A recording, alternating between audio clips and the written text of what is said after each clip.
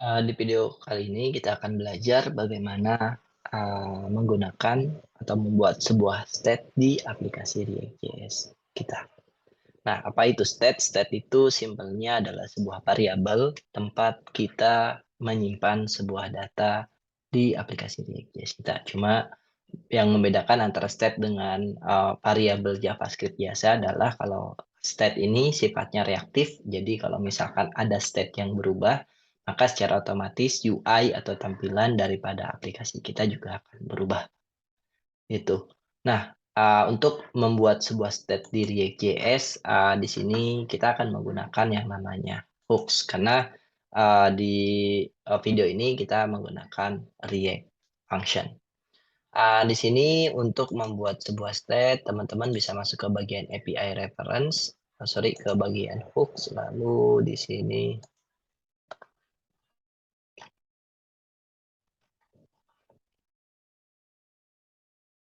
nah, using the state hooks. Nah, di sini kita bisa menggunakan hooks yang namanya useState.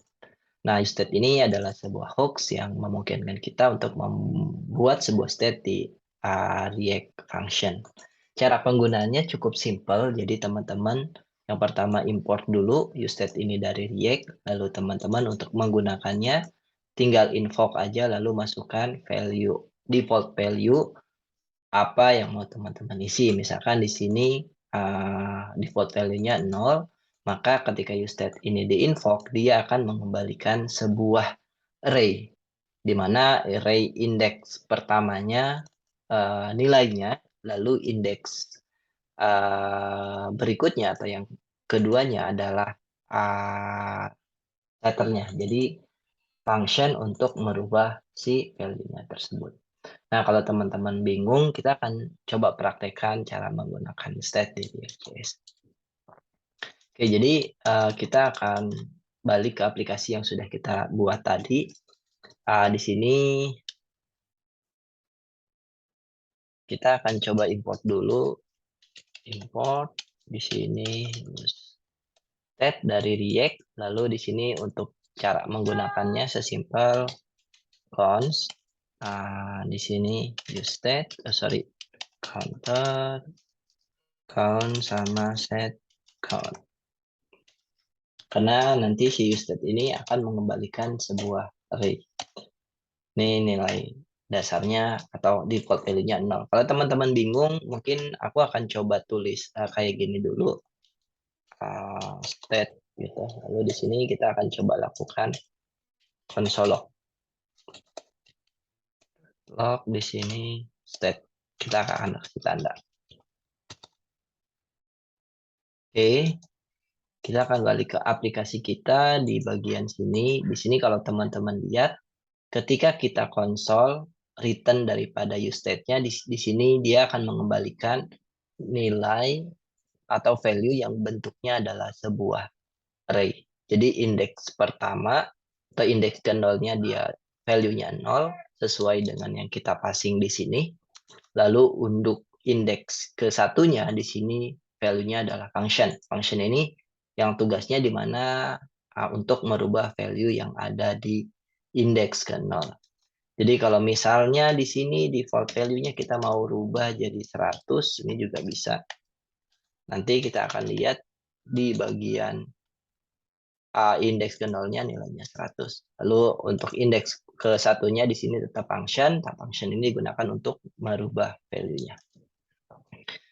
Di sini karena kita udah tahu bentuk nilainya adalah sebuah array, jadi kita langsung diserak aja. Di sini untuk penamaannya terserah teman-teman.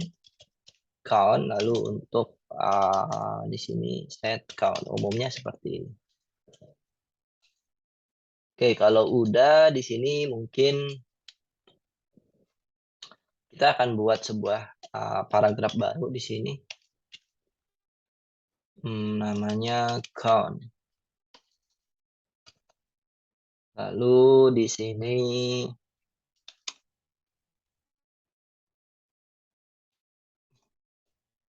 sorry, harusnya count.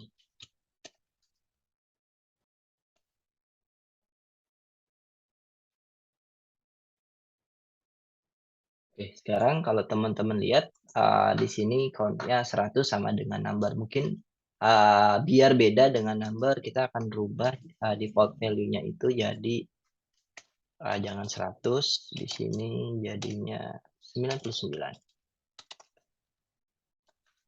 Teman-teman lihat count-nya 99. Nah, untuk state sendiri cara membuatnya seperti itu. Jadi cukup simpel, teman-teman bisa menggunakan hooks dari si React itu sendiri namanya useState. Jadi value-nya ini, terserah teman-teman, bisa berbentuk string, bisa berbentuk objek, bisa berbentuk array, bisa boolean sesuai dengan kebutuhan teman-teman. Intinya kalau misalkan useState ini di-invoke, dia akan mengembalikan sebuah nilai berbentuk sebuah array, yang di mana indeks ke nolnya adalah value-nya yang kita passing di sini, lalu indeks keduanya adalah sebuah function untuk merubah, state-nya itu sendiri. Nah, jadi, seperti itu cara menggunakan sebuah state di, React.js.